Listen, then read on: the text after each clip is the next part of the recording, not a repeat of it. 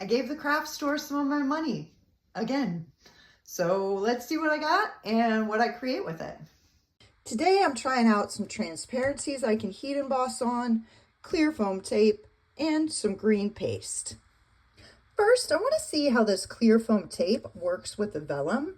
Vellum being semi-see-through, it can be really hard to find an adhesive that doesn't show through. So I'm interested in seeing how it turns out. I'm going to emboss the vellum in a busier embossing pattern. I think that'll help hide the tape. And here's our result with the vellum. Now I'm going to use this to make a quick card to see how that clear tape will work. All right, so let's try this clear tape out. It's very sticky on the sides. My idea is to just place 2 small pieces up here in the top to start. Okay, so I just have the clear adhesive attached to the vellum. You can just barely see it. Here it is on the back. So let me attach this so we can see our end result. Wow, this is a true game changer when it comes to attaching vellum. Look, you can barely even see that there's adhesive there. It looks fantastic. Very impressed. Happy with this purchase, for sure. To finish up this card, I'm gonna cut out the word hello in this silver and the backing in this pink on my bag shot. Now just to put the hello together, I used my sticker maker for the adhesive for the hello. And I'm attaching the hello with a little bit of double-sided tape. I want it right about here. Now I know my yellow piece isn't exactly center on the white, but it's a handmade card, so it's okay by me. I really like how this turned out. Since the clear-sided tape worked so well on the embossed vellum, I figured I'd try it just on the vellum as it is and attach it to these tags just to see how it looks. And here's how it looks before I attach them. And here's our results. Like I noted before, vellum's tough to get an adhesive that you can't see behind it with it being so see-through. So on the solid cardstock, you can see it, but here on the pattern cardstock, you can barely see it. So personally, when it comes to using the clear foam tape, I'm going to use it either on a pattern background of some sort or on the embossed vellum. Hope this helps.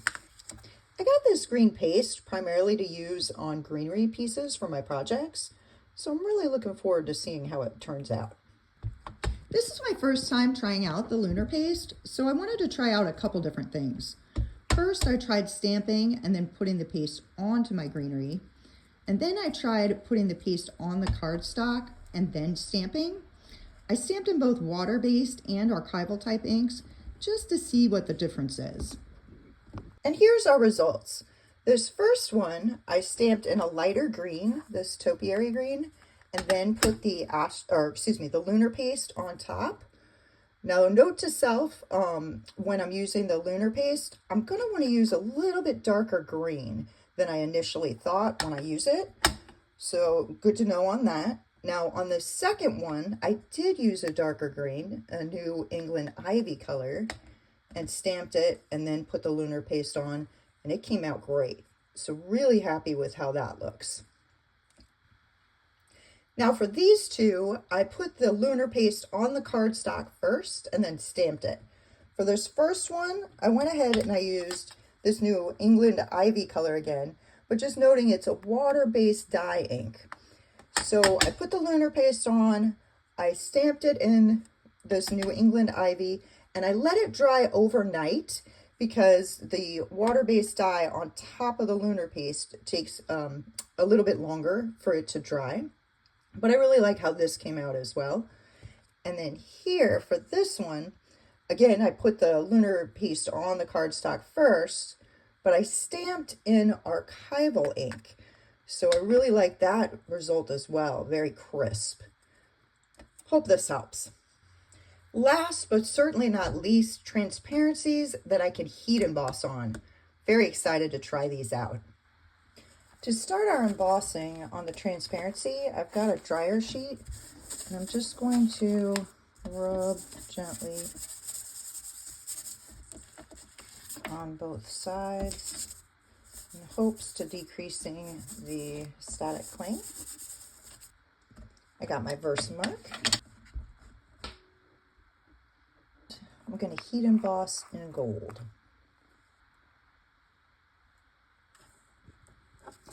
As you can see, I struggled with the embossing powder really clinging to the transparency. In order to clean it up so I could heat emboss it, I had to flick the back of the transparency as well as wipe off the excess embossing powder. When heat embossing on a heat-resistant transparency, you need to keep the heat tool in motion like I'm doing here. And here we go. This is my first time heat embossing on a transparency. Not too bad, but there's definitely room for improvement. Let's add a little color to this next. Now, I read online that I can paint on these transparencies with Perfect Pearls, so let's give it a roll. This is a red Perfect Pearls, and let's see how this works out. To paint with Perfect Pearls, I use just a bit of the powder and add a little bit of water. And here's our result. It came out kind of like a little small stained glass piece. I think this looks pretty cool. And just so you can see, this is how it would look with a white background. And here's how it would look with a black background. So overall, really happy with how this turned out. Thanks so much for watching.